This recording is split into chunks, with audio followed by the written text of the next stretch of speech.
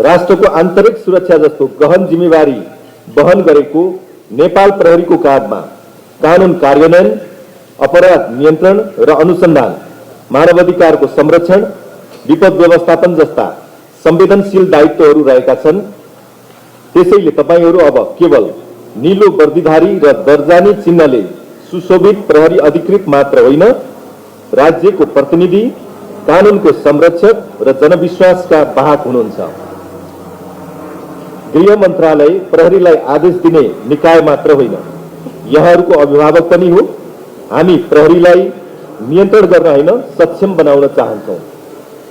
गृह मन्त्रालयको उद्देश्य नेपाल प्रहरीलाई नीतिगत स्पष्टता, संस्थागत मजबुती र व्यावसायिक स्वतन्त्रता प्रदान गर्नु हो।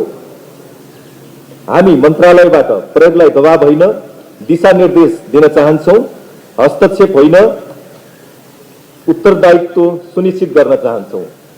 तर यससँगै अनुशासन, जवाबदेहिता र शून्य सहनशीलताको नीति पनि स्पष्ट रूपमा लागू हुनेछ, चाहे त्यो भ्रष्टाचारको मामलामा होस्, शक्ति दुरुपयोगको सम्बन्धमा होस् वा मानवाधिकार उल्लङ्घनको विषयमा होस्।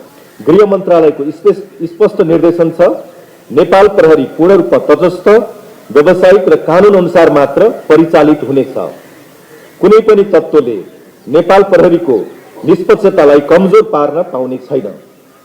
विगतमा जस्तै नेपाल प्रहरीले यसपटकको निर्वाचन पनि सफलतापूर्वक सम्पन्न गरेर आफ्नो व्यावसायिक दक्षता प्रमाणित गर्नेछ भन्ने पूर्ण रूपमा विश्वास लिएको छु।